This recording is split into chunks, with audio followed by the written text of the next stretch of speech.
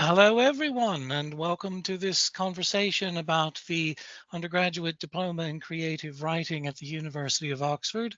Mine will be the voice you'll hear most on this presentation. My name is John Ballam. I am the course director. We'll say a little bit more about that in a moment. But before we do, there are just a few important things that we want to communicate immediately. Firstly, you should, I hope, be able to see the PowerPoint slide presentation on your screen. This is really just a summary to say what point by point what we're going to be talking about. The other thing, of course, it's very important is that you can actually hear me. Please, could we have the next slide? Okay, so what's going to happen with this presentation? I'll begin with a few words about myself. Tempting as it is to rattle on a long time, I'll do my best not to. I want to give you an overview of the course and the fact that it has two study options. These are known as pathways, and this is one of the areas that you'll have most information about and the most questions about. So we'll spend some time on that one. We'll speak a bit about the benefits of studying with Oxford, why this is a good place to be for this, and what it offers you as a student. And finally, we do come to a section on how to apply. So please, could we have the next slide? Right, yeah, unfortunately, I wasn't able to get you a picture of a film star to submit there, but we'll have to make do with what we have.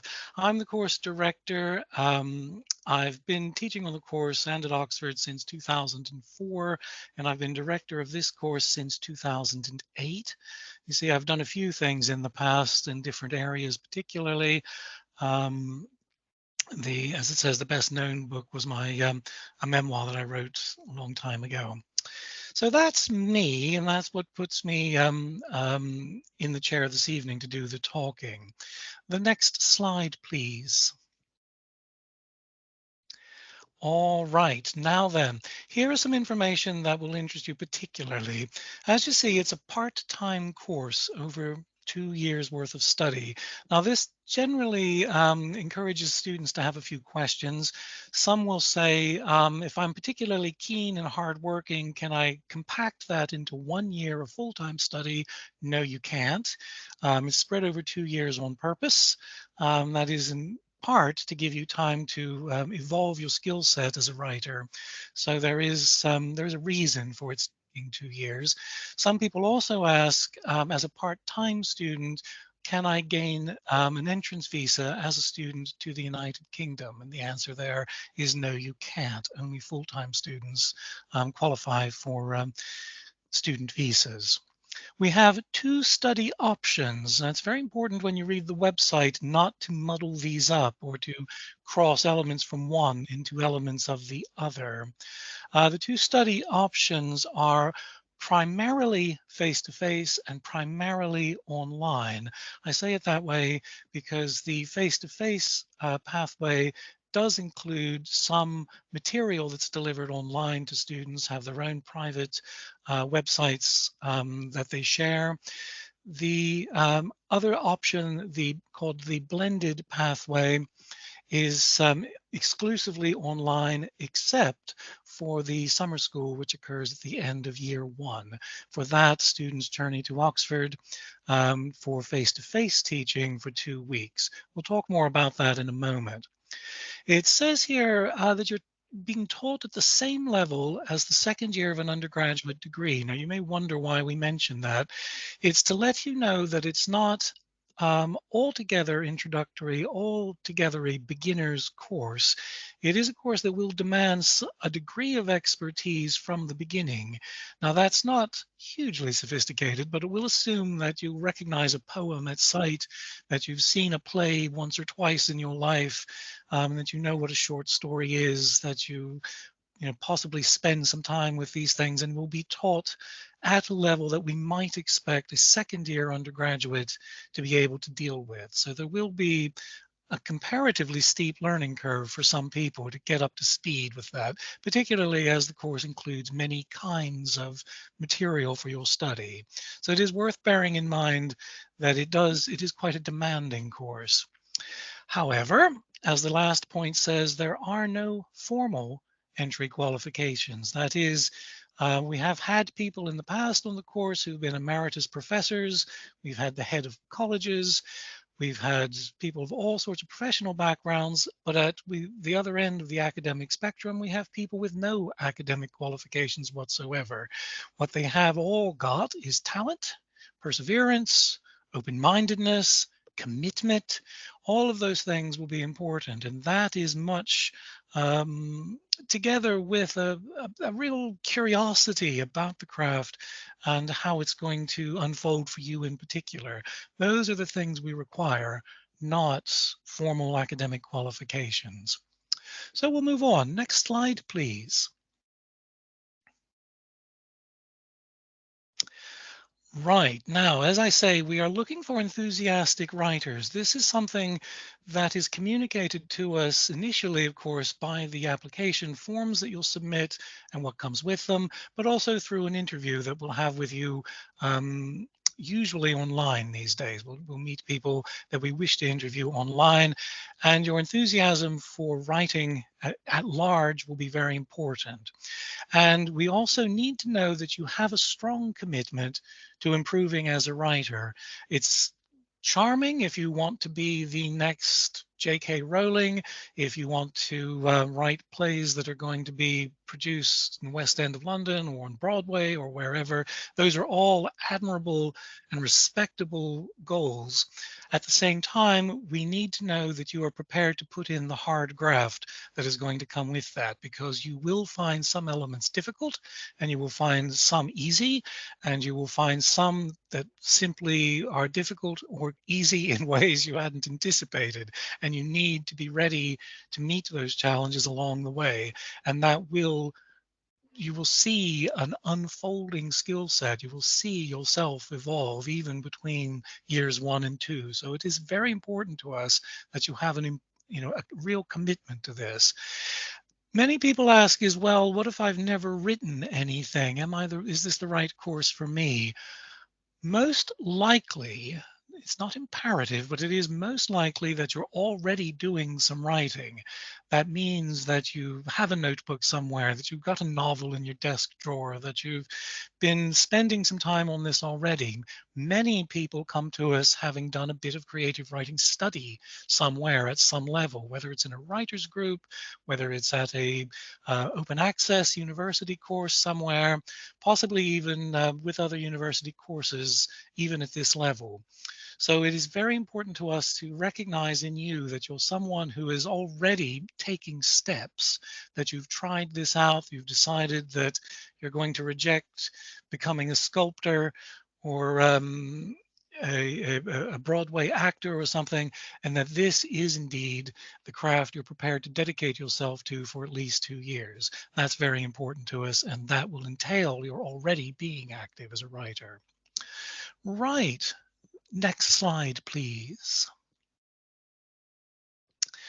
All right, so let's tell you a little bit about what you'll meet with on the course. Now, whether you study with us in person in Oxford or whether you study online, the structure of the course is the same. We begin, initially you'll have an induction session, and that's with me. Uh, there's a induction session online, and there's also one designed to meet the needs of face-to-face students. After that, the first term is unique in the entire course because you'll have one module of prose, one of poetry, and one of drama. Each of those lasts for about 3 weeks of study. And the project here is to get you familiar with what's required, at least initially, in any of these areas. And will be obliged to try them all out. You'll see what it feels like to be an author of prose or poetry or drama. And also in that first term, you'll do some assignments. And that gets you set up for what comes next. In the next term, in the second term of your first year, you do a module called Reading for Writers. And this is to make you a more sensitive, more alert, more skilled reader of other people's writing. So you'll become something of a literary critic. That is not necessarily trying to fit it into a critical paradigm like post-structuralism or some such, but more importantly, to look at what a writer has done and look at the choices they made that enable that to be visible and understandable to you, what it tries to communicate, what you believe it tries to communicate, and that you recognize the skills involved in achieving that. And that will further your ability to be a good reader, but also pay into your own developing skill set as you can then translate those skills into your own practice as a writer. And after that, you then will spend some time writing poetry. Um, Actually, that's not quite the progress. After that, reading as a writer, you'll go on to one of the long modules. You'll actually spend the rest of that second term working on prose fiction. Doesn't say that here, but that is what you can expect. That is the module that many people come onto the course with the most experience as readers when they enter the course, and it is the ambition that many people possess is to be a good writer of prose. In year one, you'll be looking at prose fiction, both short and long at the same time, because the skills that they share, we teach initially at least simultaneously. So you'll be looking at characterizations and settings and how to develop a plot and a structure and so forth. After that, in your third term, you move on to half a term of writing poetry and half a term of writing stage drama. Now, the writing poetry is something that many people express anxiety about unless they're already writing poetry, in which case they get quite excited about it. But in the initial stages, in year one of writing poetry, we want you to get used to the form and what its potential is. And that's not, well, we don't labor all of those cunning Greek terms or any of those things that intimidate people about poetry, but we do introduce you to a huge breadth of what poetry might include.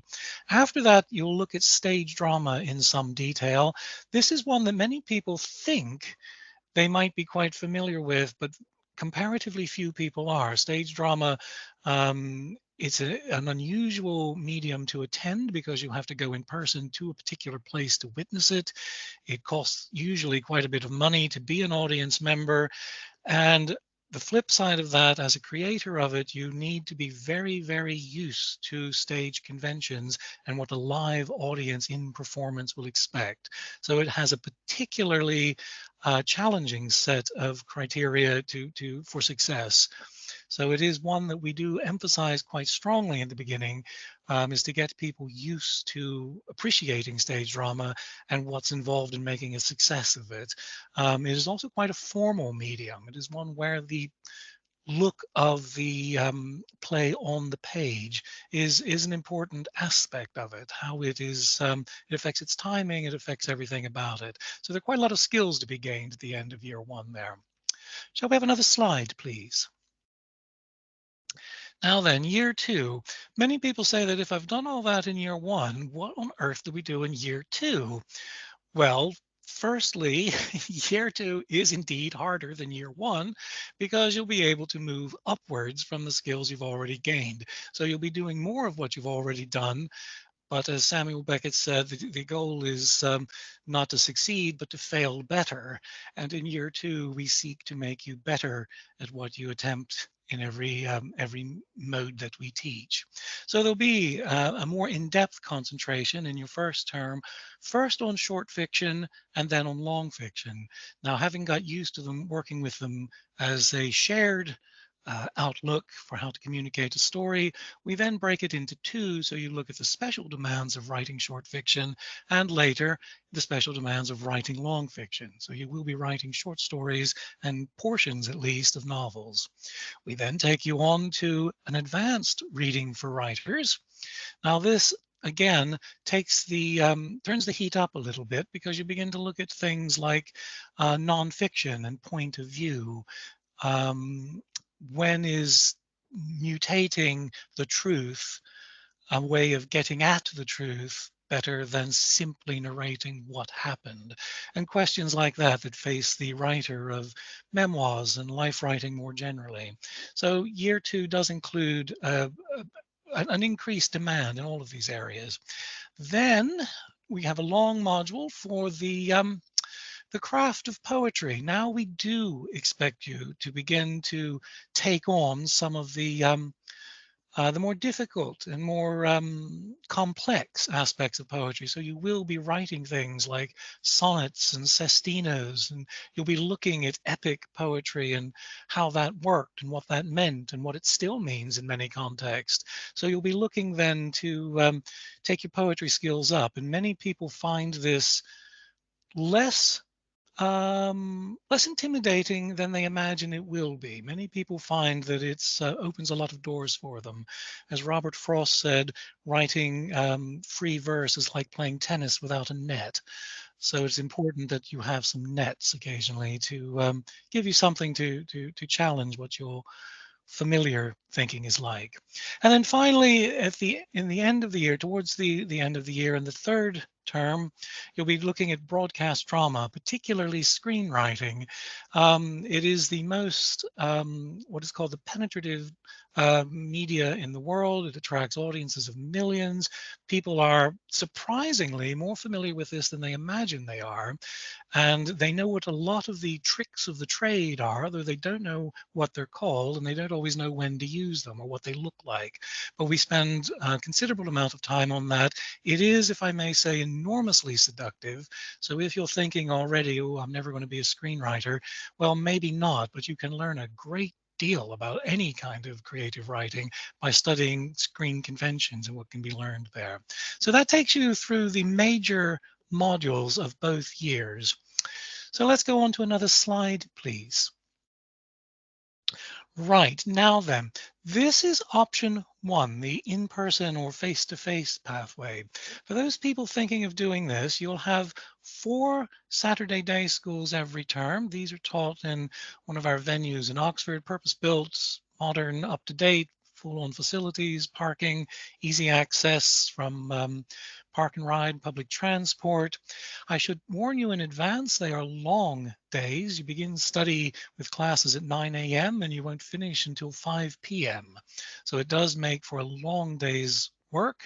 As many people say, they're exhausting, but they're also hugely exhilarating.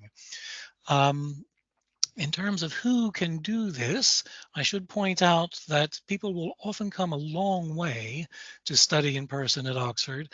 And being something of an environmentalist, I can't really recommend that you fly enormous distances to get here or travel from Shetland or Isle of Wight or somewhere to do it, although people do.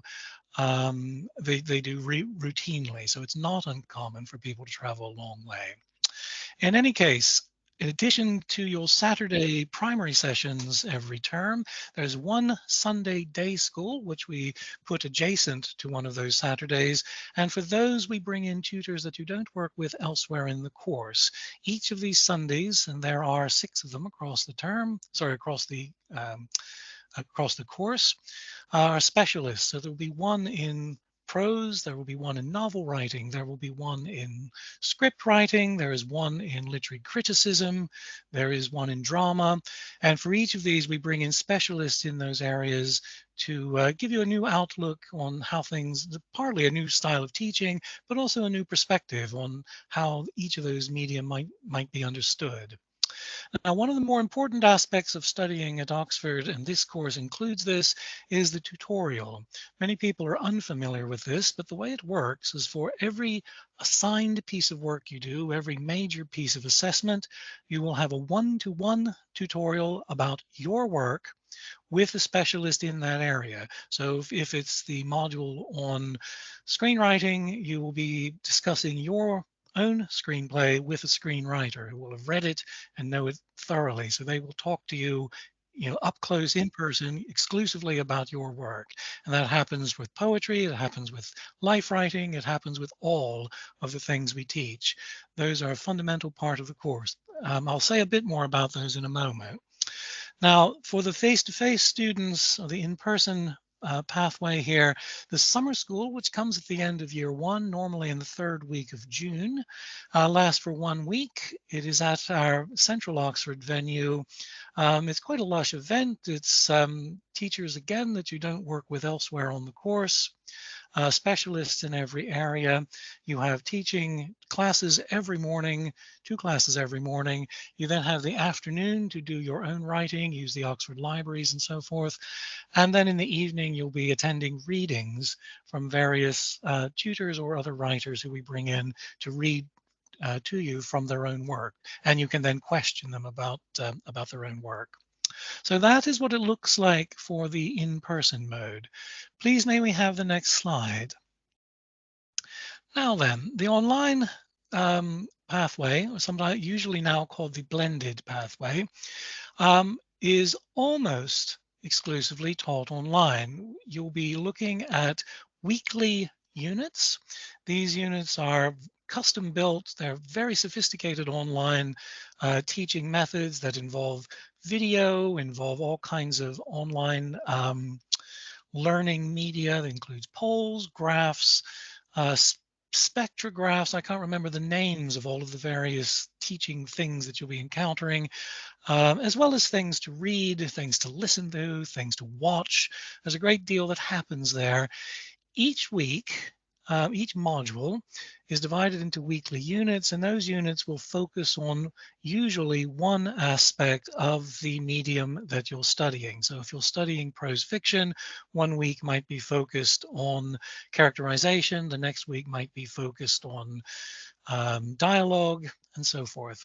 And the week's activities will include reading things and responding to things the way you might in a classroom, but also doing short writing experiments yourself, which you will be sharing with all the other class members in your cohort. And the tutor will be there every day looking at your work and also providing comments on it. Towards the end of the week, you do a longer assignment. In prose, for instance, it's up to about 1,000 words, which is also read by your peer group and also by the tutor who comments on it. That is the major input mode for the online media for the blended pathway.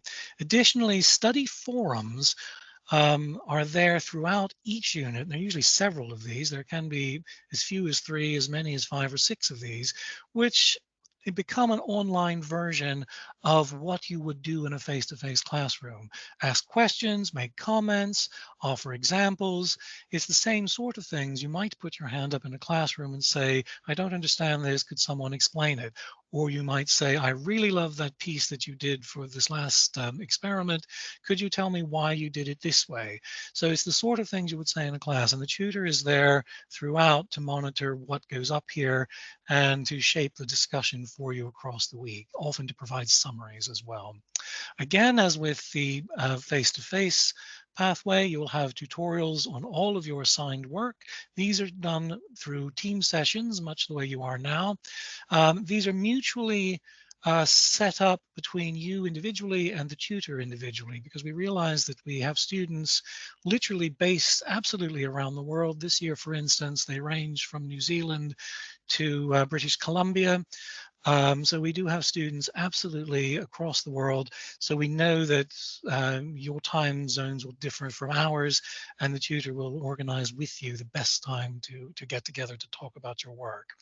Now, because there are no Sunday day schools as part of this pathway, you have a 2-week summer school, and this typically comes in the last week of July and the first week in August. This is quite intense, if I may say. You'll have lectures, 1 or 2 of them every day. You will also have classes, usually 1 or 2 every day. And you will also have a tutorial, most likely at the summer school, sometimes in person, sometimes online. And there's a great deal to be done here. So this will be this opportunity you have to meet all of your fellow students, not just your own cohort, but all the other cohorts studying in your year will all be in Oxford, all be in the building at the same time. If you want some numbers on that, this year, for instance, we have 4 cohorts studying online in year 1. So when we get to that summer school, there will be 72 students in the building at once, getting to know each other and going to lectures and classes. So that is what the main structure of the online pathway looks like. Please maybe have the next slide. Right. Just to re-emphasize this, during the course there are tutorials. This is many people see this as one of the most engaging bits of it, is you get to talk. If you Many people say that I want someone to look at my work and tell me how I can improve individually, and that is where that happens. Genre specialization. This is another one that many people ask about. At the end of the first year, at the end of the second year, students are caused to write an end of year portfolio. Now, for this particular piece of work, it'll be the longest thing you do all year. It's about 3 times the size of most assignments.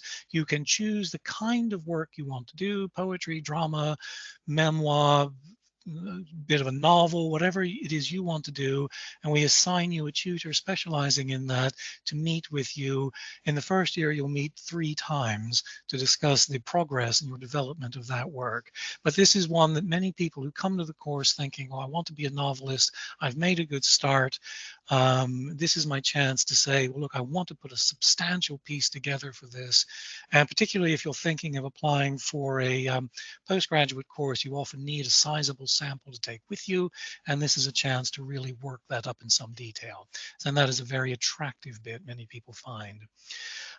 There is an award-bearing course, Preparation Study Day. Now, this is not delivered by the course team particularly. It is something that is delivered by departmentally, and it essentially aims to enable you to be familiar with how online study works, or in the case of face-to-face study, there is a separate way of looking at things. So if you've been out of study for a long time, if you're completely new to this to higher education, then this is a way to get up to speed quickly and see what the demands are like. And that is brought to you. It's not compulsory, but it is there for you if you wish to avail yourself of it. And that is, as I say, taught at a departmental level. Okay, let's go on to another slide, please. Right. Now then, this is the most basic structure of the assessment. Every term, and there are 3 terms in each year, you will submit 2 formal pieces of writing for formal assessment. These are submitted electronically. They are anonymized.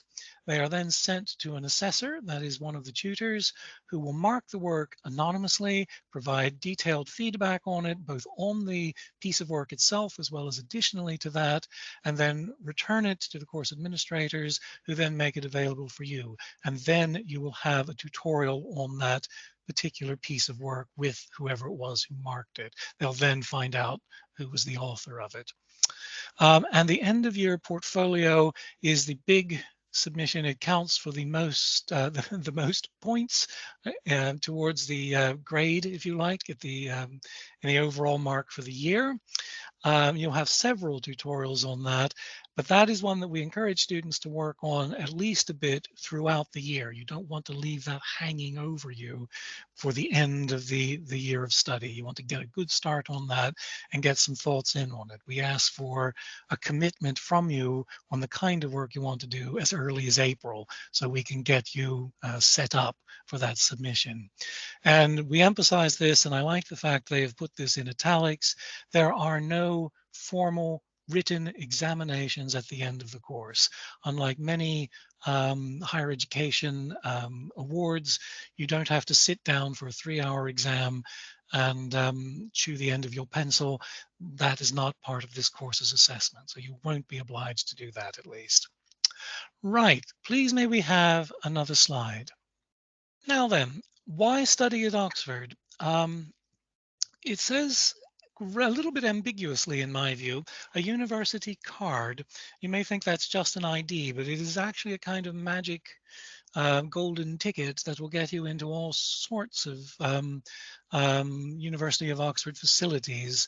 When you are in Oxford in person, you'll be able to go to all of the umpteen things that the university owns in the area, including botanical gardens, museums, galleries, some of world-class facilities at your doorstep, and all you need to do is to scan your university card and the doors will open for you. So it is quite a valuable thing to have. And Bodleian Library access, both in person and online. The Bodleian system is the world's largest university library system. There are dozens of libraries that will be at your fingertips. It doesn't matter which continent you live on. You will have online access to all of these, and the online facilities are so large that there are databases of the databases to enable you to find what you're looking for.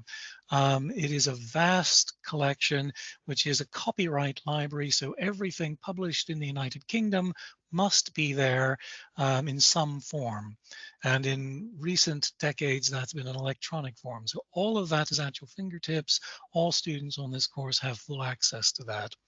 It also mentions the awards ceremony and the iconic Sheldonian Theatre. It is a most remarkable building. You can see a faint image of it there to your right on this slide, designed by Sir Christopher Wren. It's a remarkable building. It is quite a formal and joyful and celebratory occasion where your award will, well, the Vice Chancellor of the university will appear following the university mace, all in gold brocades and stunning ceremonials, and your award will be handed to you with a handshake in front of a crowd of hundreds of people. So it is a very exciting occasion, and everyone enjoys this. And there is, I should say, unsurprisingly, a party afterwards. Please, may we have the next slide. Now then, how to apply. The written statement saying why you wish to enroll on the course and your chosen pathway. The chosen pathway is important. You want to think this over carefully. You cannot change your mind midway through. You can't do some in one pathway and some of the course in another. You must commit yourself from the beginning, unless there are exceedingly compelling circumstances. Students are not permitted to change pathways. And the written statement, this is a chance, I mean, for heaven's sakes, be honest. Tell us why you really want to do this course. It's helpful to know that you've looked at it in some detail, thought it over, and thought about yourself and how you and the course are a good fit for one another. So we like to see a statement that has some sincerity, bit of passion, some reason to say this is the right course for you. And it's important. I mean, don't big it up with something that's going to be a slick, smooth sail. Make it, reach out personally. Your application will be read by other people, and remember that you are addressing real people. So we will take this very seriously. The sample of your work, it gives specific guidelines on how big or small this should be. Don't send us your 6-volume novel or your complete screenplay or anything like that. Make sure that the size is appropriate to the application. Many people say you teach various modes of writing. Would it be better for me to send a short story and 3 poems, or a bit of my novel and a chunk of a play? The important thing that really counts here is that you send us the best you've got. Send us something that is good quality. If we look at it and say that is a fine example of flash fiction, then that will be a more convincing argument than a little of this and a little of that. So be a good judge of what you're good at and send us some of that. If you're a non-native English speaker, you are required to send proof of English language ability. That is important if you have certificates, declarations, diplomas, any of those things to show that you've studied. If not, there are other things that can be acceptable on this. We certainly have people who are entirely fluent in English without formal qualifications in the subject. But it is important that you make that clear. If your first language was something other than English and you've been speaking English your entire life, then it's important to let us know that, and you will be asked to supply something indicating that. And we will, of course, meet you at an interview. And contact details for one referee.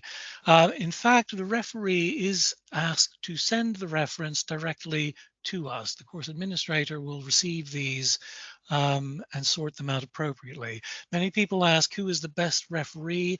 Ideally, someone who is familiar with your work. It's not obligatory that there's some creative writing tutor or best-selling writer, any of those things. That's all very nice. That's grand if you have it. But if you haven't, don't panic.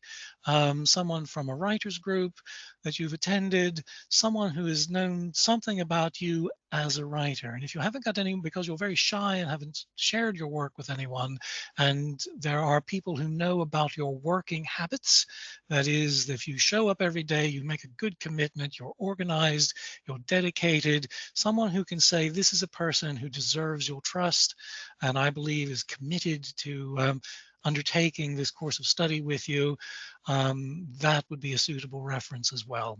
But it is important that the referee, that the reference is there and that the referee is enthusiastic on your behalf. Right. Please may we have the next slide. Sorry, John, can I just add to the referee, though, they can't be a family member? Oh, I hadn't thought of that. Yes, that is true. Thank you, Gary. Gary sees as many of these as I do. Right, now there's some information here. If you want to look, most likely you've already seen the course webpage with some of that information there. If you have questions about the course, by all means do write to the administrators at Undergraduate at Content Oxac UK there. Depending on the nature of the question, some of them can be answered by the administrators. In fact, a great many of them can be. Particularly with things like application procedures, funding applications, any of those sorts of things are typically handled by the administration's team. Academic questions will usually be referred to me, and I'll reply to you as quickly as I can. That is about the size of it, I think. Right, shall we have that next slide, please? And that takes us to the end of my lecturing you. And by now, I imagine that Gary has had a look at the chat box. If you have questions that are not already in the chat box, please enter them there now, and Gary will have a look at them and read them to me, and we will try to answer them for the group. Okay, so the first question we have is, how can someone come to this summer school if you can't get an entrance visa to the UK?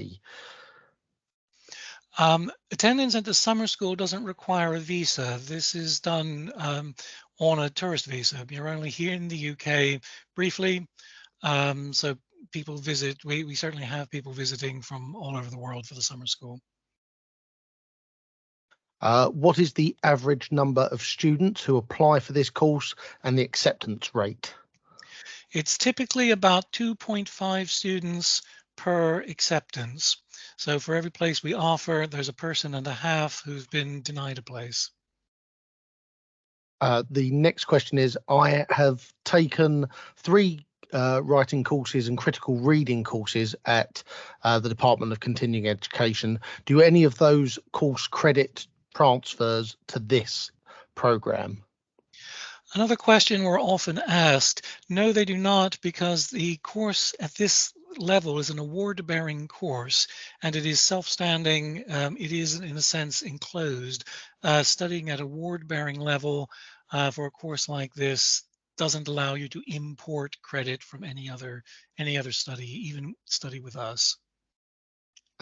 Do you accept genre authors? This person says they write science fiction.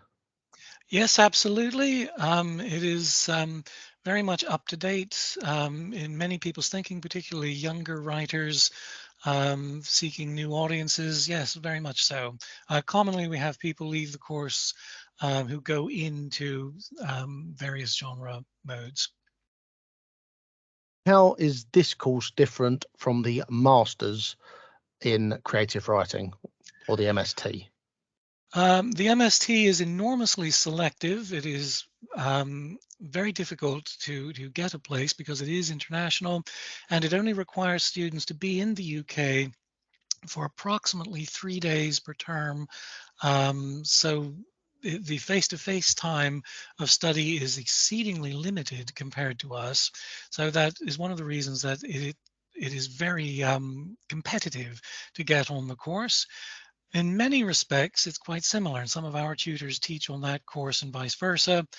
Um, they cover the same ground, if you like. If you do the MST, you must also write in all of these areas and be assessed in all of these areas.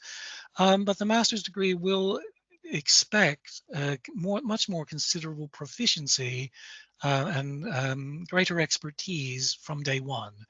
It is also, you need to be very, very self-disciplined to do the master's degree because more than 90% of it you'll be doing on your own.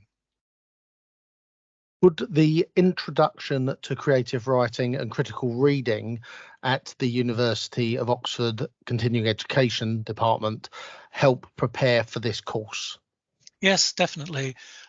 Most courses like that will alert students or candidates to they will learn to know what they don't know, if you see what I mean, and they will find areas that they wish to pursue. So anything that you can do in that respect is a very good grounding. It's never wasted. Will students be introduced to literary agents? I'm not sure I like the word introduced. We're not going to be having a cocktail party with a bunch of agents whose hands you can shake. That said, remember that when you seek to be a professional, you must exhibit the qualities demanded of a professional. So certainly as an academic course, we are not in business to facilitate anyone's movement into a specific line of work. That said, many of our tutors who are alert and recognize talent when they see it will often make an effort to make connections if they believe everyone's reputation is profited by that. So in other words, many tutors wouldn't make that step for you unless they were completely confident that you merited it. They need to know that if you're going to be a professional, then you must exhibit all the things required of a professional. I'm going to paraphrase the next question, which is for option 2, is the 2-week residential summer school compulsory? Absolutely. It's a requirement of the University of Oxford that anyone gaining an award at this university must spend some time in Oxford itself. Um, the only exceptions to that would be unexpected medical conditions or something very similar, like something of real stature that would inhibit a person from coming at the last moment. And it would have to be something that occurred pretty much at the last moment. If you know in advance you would be unable to attend the summer school, you would not be able to undertake the course. For the online option, will we study in recorded videos or lectures? Uh, will they be on the online platform like this one? Will there be Um, timetabled events, I believe? I think if the question is whether there are timetabled events, no. Timetabled events only occur for online students um, for tutorials. And those timetables are mutually agreed between the tutor and the student concerned. It would be impossible for us to have timetabled events for students, as we literally have students on every continent now. It would be impossible to find a mutually agreeable time to get everyone together. I should say informally, virtually always within the first week of online study, the students quickly set up social media groups. So they do, some of them will be up at 3 a.m. speaking to students on the other side of the world. So yes, that does happen, but that is completely off grid from our point of view. Do online students get the same access? I assume that means to all the Oxford facilities, and yes, the answer is absolutely. It's identical, and that includes when you're in Oxford for the summer school. If you want to read in any of the beautiful libraries, yes, or even the rare collections, some of the more curious libraries, yes, if you have reason to be there, those are all available to you as well. Will online students be able to come and visit the university whenever is required? This is for international students. Well, there is no requirement except for the summer school.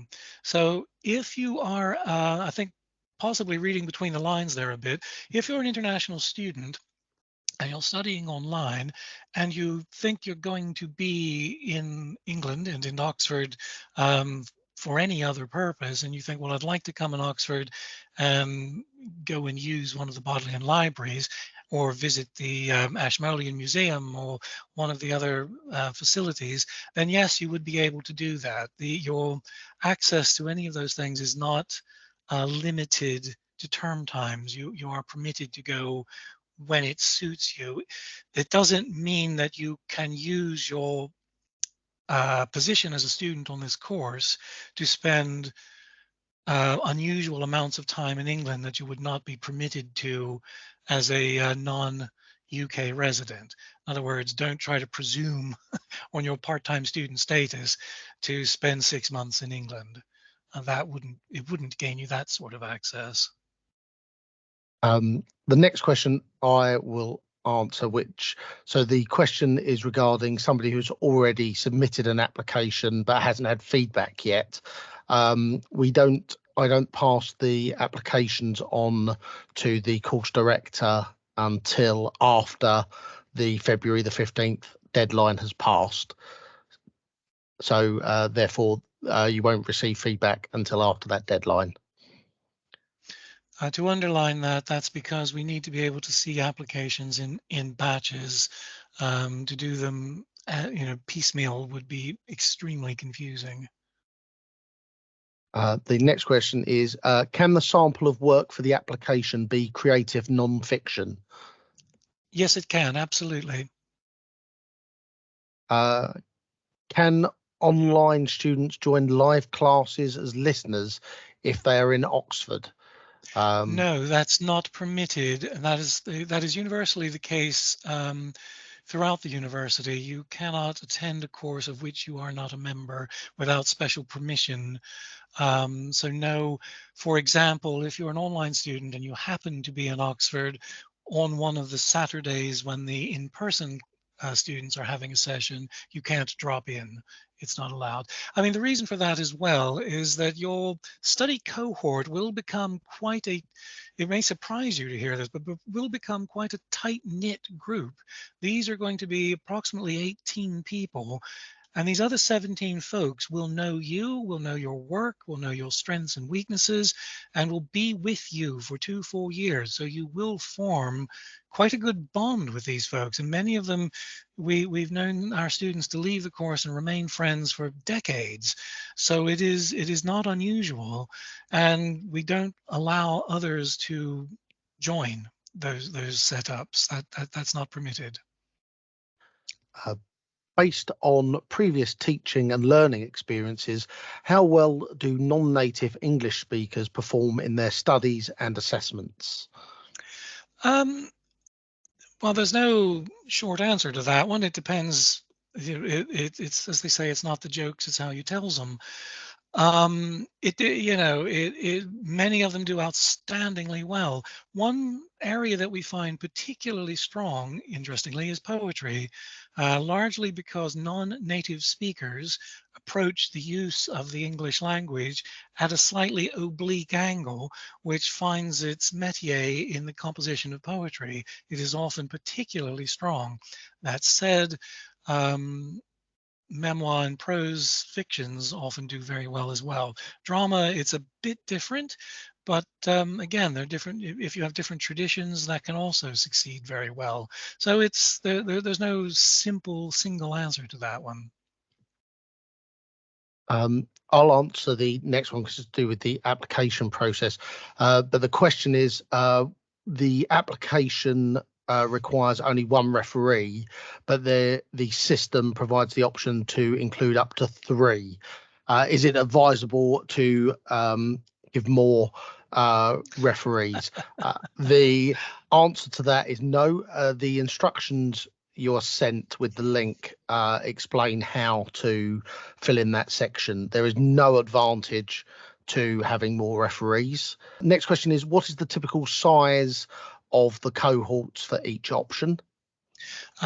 Both face-to-face and online cohorts, the target number is 18.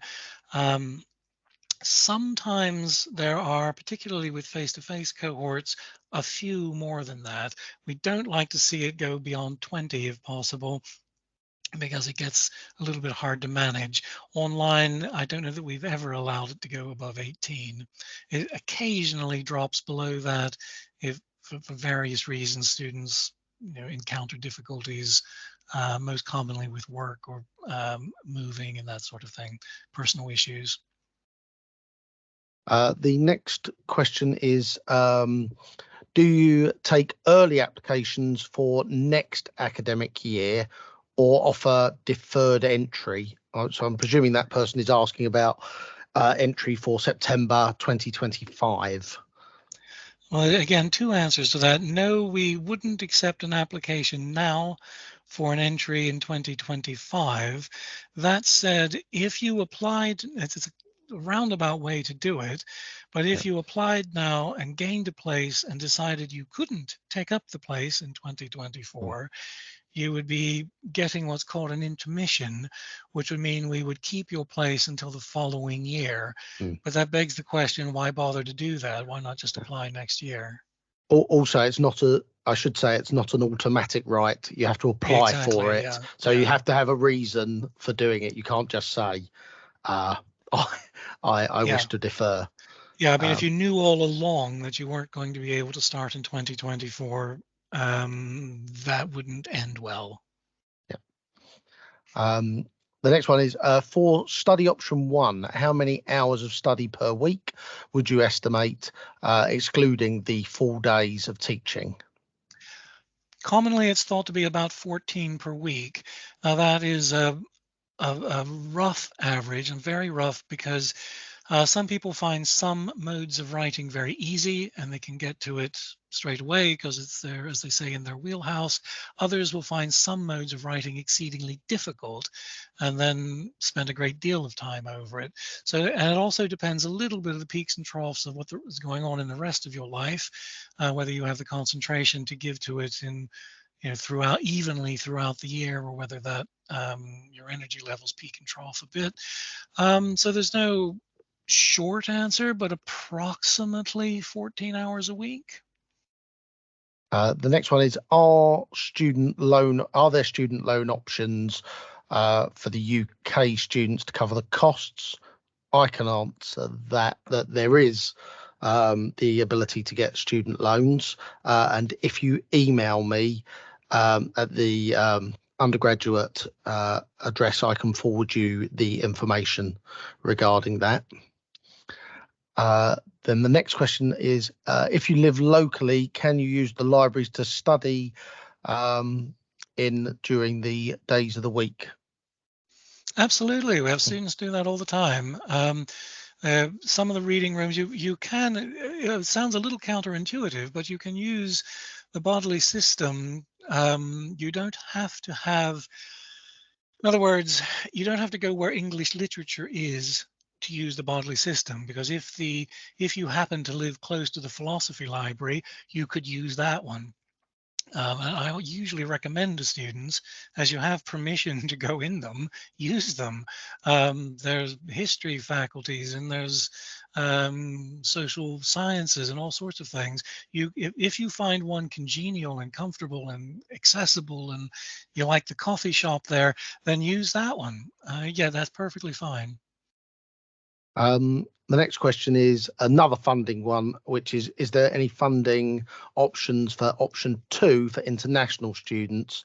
I'm happy to answer that, which is basically if you email me, because it depends on which country you come from, and I can direct you to the funding team who know all about that. So the next question is, if shortlisted, when would the interview dates be?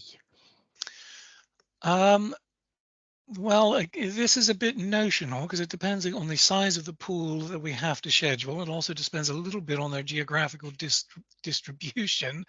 But if you take the cutoff date for applications, allow about a fortnight for them to be processed and sorted out, and then about another couple of weeks or more for me and my co-interviewer to read them and agree which ones we want to see. And then about a week or two for the interviews to actually be scheduled. You arrive at the time then we're likely to see you. I haven't done the maths on that, but as you can see, it takes a little while for so much to be processed. That would be around the beginning of April. So I'd Yeah, say the that sounds beginning about to right. mid-April for the February Yes, cohort. because ideally Uh, we would like that done and dusted before we get the second batch. um, uh, would it be advisable to send in a creative personal statement? No, best not, I think. I mean, it's going to show a bit of creativity anyway, but as a famous editor once said about getting novel letters with a novel, if you're submitting it to a publisher, tell us tell us the truth, be you. The creative work will speak for itself. Don't dazzle us with style in your personal statement. It's more important that the personal statement feels like one person conversing with another. We want to know, you know, that you're not trying to fox us. Would you be able to tell us more about the interview and how best to prepare for them? That is an exceedingly good question. The interview typically lasts about a half hour. We will ask you some questions about yourself. To start with, there are two interviewers. It'll be done online. We will have read your stuff. We're not allowed to comment to you about your stuff apart from saying we like it. Obviously, we liked it enough to see you, but we're not allowed to give detailed feedback on the work you submit. But we'll ask you questions about what kind of writer you think you are, where you want to be going with your writing, how you go about it, what got you into it, what do you feel your strengths and weaknesses as a writer are at this time? Um, we'll ask you about the kinds of things you enjoy in literature. Now, that might be plays, films, books, poems, literary events. You know, what is your engagement with the literary arts? What do you do with them? How do you process them? Do you read six books at once? What kind of a consumer of literature are you? We'll ask you if you've studied it before. What kind of things you have found helpful? You know, what sort of who are you as a learner? And obviously, it's good to know your favorite writers. I mean, if you don't tell me your favorite book is that the one about the guy who has an exciting life. It's written by the woman who has a funny last name. No, I mean it's important that you have thought about what matters to you. We won't seek to exhaust you. As the old-fashioned interviewing style was to push you until you could not answer the questions any longer. But we don't do that. We want our goal is to make it a friendly environment and to encourage you to give us the best you've got. We want to encourage you to be forthright.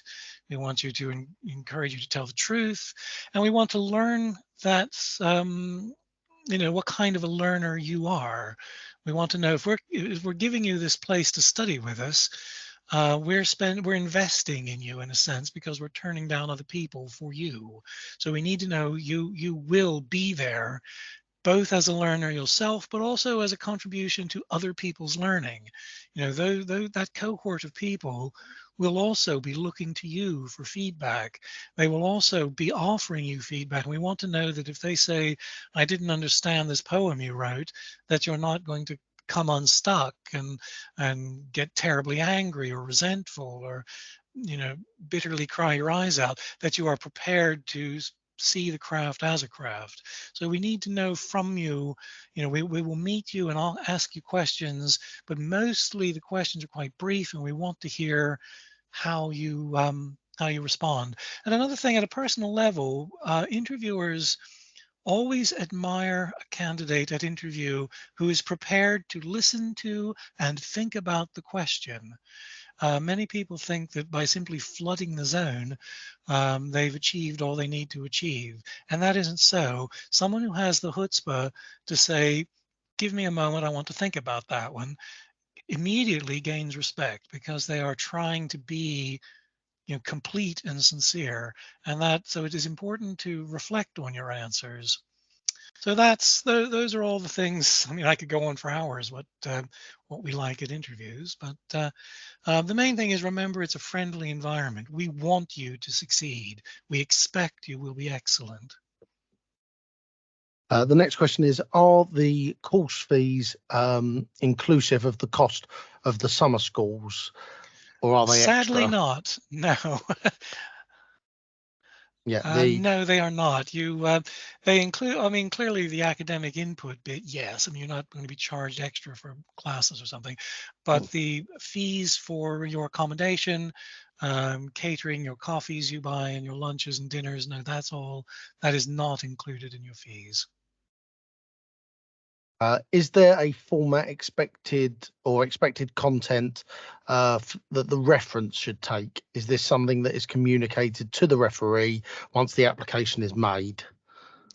No, not deliberate, not, we don't have, I mean, it is true that many universities have guidelines for referees. And because this is a creative industry, it's important to us to see what a referee chooses to comment on. If they say the person is brilliant and hugely capable, diverse, and so forth, but they never show up for work, or we can't rely on them to do things to deadlines, then they've chosen to comment on the essential qualities. So no, we don't prescribe a format for referees. The next question is, my shortest story to submit for the application is 4,000 words. Will my application be valid? Don't submit the whole story. Submit the beginning of it and um, make it clear at the end that the story continues for another X number of words. Of the alternative would be to do a sentence or two at the beginning to say the story so far, and then do the remainder of the story.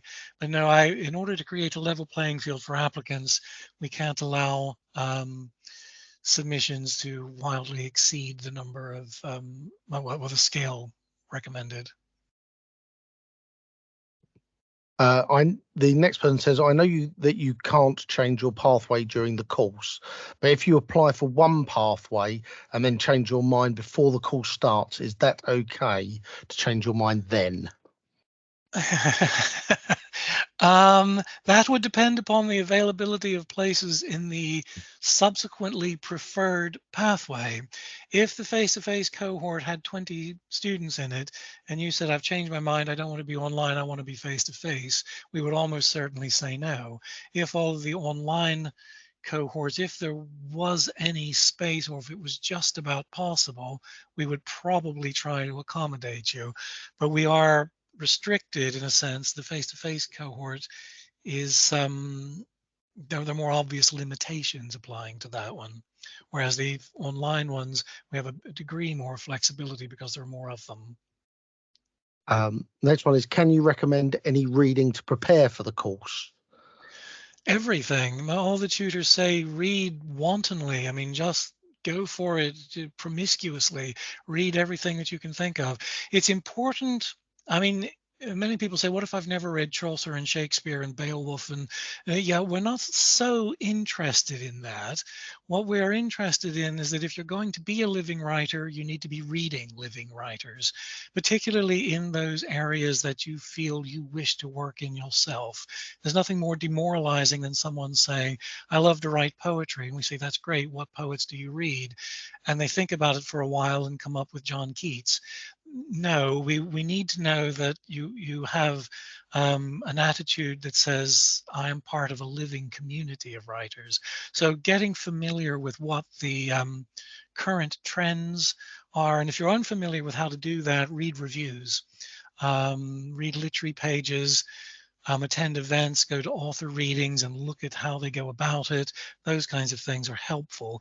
Otherwise, yes, read everything. Try to get at least a little familiar with areas outside your preferred ones. So if you haven't been to a stage play since you were in school and then you saw Macbeth, try to see something again, even if it means watching the film of it on YouTube. At least get some familiarity with other medium. If you never read poetry, try, because we are going to require you to read poetry, comment on it, and create it. So again, diversify, but do gluttonously go for it. The next question is, what FHEQ level is the qualification? I can answer that. It's level 5, which is the same as a year 2 undergraduate degree. The next one says about so the next one says that they haven't got their career background is not in writing. This particular person has spent 20 years in finance. Does this affect? Can they still apply? Absolutely. It makes no difference whatsoever. You will learn, amongst other things, there is a transferable skill set from nearly anything into the creative arts. It comes out in all sorts of ways. In the Reading for Writers module, people who work in finance are often very analytical, often look at things, as it were, statistically, or comparative analysis and summaries and so forth. And those skills move very easily into literary criticism. So no, that makes no odds whatsoever. As an example, the oldest person ever to finish the course was 80 when he finished it. He was an athlete and heart surgeon and the head of an Oxford college. He had no prior experience in creative writing at all, but he had had a long career in many other things. So no, it makes no difference. I can answer the next one. If an application is rejected, is it possible to apply again? Will improvement be given for rejection? I believe the answer is that they can reapply it the next year or in subsequent academic years, but they That's can't correct. reapply for this one. And also, we will not be giving feedback, I'm afraid, To underline on. Gary's point there, yes, the university has a policy of not providing feedback after interviews for a host of reasons. But it is possible for students rejected in one academic year to apply in subsequent academic years. And we have many times, in fact, had students do exactly that, where they didn't get a place the first time around, but did the second time around. The next question is, in the written statement, do you want an explanation for choosing either online or in person? That's an interesting question. No, it's not necessary to do that. I mean, if you feel that it's important to you to say so, then yes, that's fine. You may say, well, it's health reasons, or it's the fact that I live in Iceland, or it's, there can be all sorts of reasons why that might be the case. But no, it's not. It's not obligatory that you do so. Somebody said, as this undergraduate course is only 2 years, is it equivalent to a normal undergraduate course? Strictly speaking, no. There's a lot of ways of looking at that. An undergraduate course in the UK would be usually 3 years. Some are 4. Elsewhere in the world, they're commonly 4. No, it's not quite the same. If the question is, can I move from this course to a master's degree course somewhere else? That depends upon the institution offering the master's degree. Commonly enough, we do have students go from this course to master's degree courses elsewhere who do not have other undergraduate awards. So although it is not, as it were, equivalent, it seems to have the same impact on other institutions. That isn't the case at Oxford, I'm afraid. Is the course open for application every single year or only every 2 years? It is every year. There's a new intake each year, replacing the previous year ones. As year two finishes, they exit, and the year one students become year two. So it's applications every year. And the next question I can answer it is there a possibility to pay the course fees in instalments? Yes, there's a payment plan where you can pay in 3 equal instalments at the beginning of each term. What is the difference between this course and the undergraduate certificate of higher education in creative writing? Well, the certificate in higher education offers a concentration on creative writing. It is not itself a creative writing course. It's modular, and it's commonly built up from various parts that can be undertaken in various modes, including summer schools, online,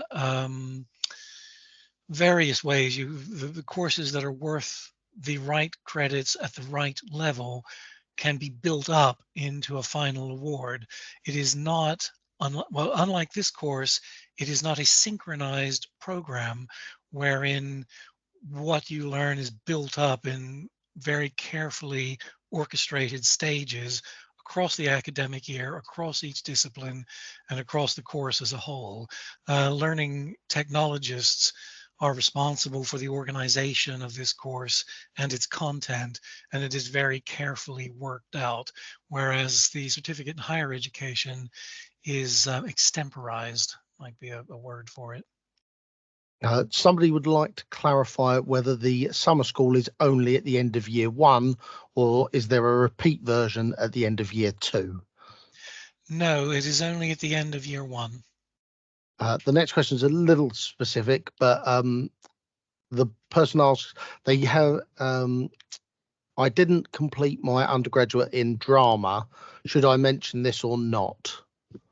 It doesn't hurt. I mean, we recognize that adult learners have all sorts of things that go on in their lives. It doesn't matter if you've undertaken a degree course somewhere or something similar, and because of anything from health to ennui, you gave up on the course, then yes, that's absolutely fine. It's interesting to know that you did undertake such a course. You've clearly shown the interest and wherewithal to take those steps previously. So I don't see that it's not going to count against you, if you see what I mean. Somebody is asking about the cohorts and has asked, how are these allocated? Face to face, we only have one cohort, so that takes care of itself in that respect. Online, we seek to create the widest cultural diversity in every cohort that we can muster. So we try to get people with as diverse backgrounds as we can find in each cohort, um, spreading out the numbers of genders, of races, of ages, geographic locations. As much as we can, we try to bring variety into each cohort. The next question I can answer, is there any additional support available for learners with dyslexia? I'll also broaden this out to anybody with learning difficulties. There's a vast amount of support for those students, and if anybody wishes to email me with their particular specifics, I can pass them on to the correct team. Just to underline that, that is true for online and for face-to-face students. There's always someone with a specific learning need in every cohort. There are lots of people and lots of different kinds. So yes, the university is very attuned to this. And as we say throughout the course, if you can do the course, we want you to do the course. That, and the university will try to facilitate you if we can. Do you get to choose your mode for the portfolio work? Can you exclusively do prose fiction for the portfolio work in both years, or does it have to change? That's an awfully good question. You are free to choose whatever you want, and if you want to do prose fiction in both years, that's absolutely fine. And you can have the Uh, same tutor, if possible, you can have the same tutors, or we could vary that. If you got on particularly well with the year one tutor and want that person again in year two, we can try to get them for you. Or if you think, well, I'd like another opinion on this, then we'll try to get you someone different. Somebody has asked if I can give the email address for which to send questions for funding. The reason why I've asked you to email me is that there are lots of different sources of funding. So there is not one person to send you to. So if you send me your specific details, I can direct you to the correct person to deal with it. Somebody's asked for the applicants who have already submitted their application, when can the referees receive their reference link? Will the personal email address causing any difference? They, as soon as you give us the referee's details and you submit that bit, you don't even have to submit your application.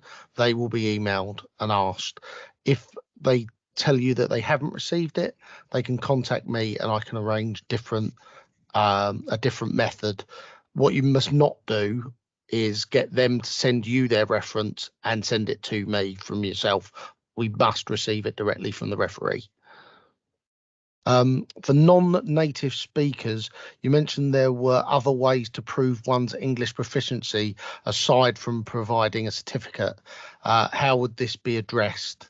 Would you like to answer that, John, or shall I? Yeah, put it in the application Yeah. that what your reasons for thinking that you don't need to possess It, um, some sort of documentary evidence of this, and we'll take it from there. If we yeah. judge that we want to interview you, we will certainly listen attentively at the interview, and then if you're offered a place, um, you will be entitled to apply for what's called an English language waiver.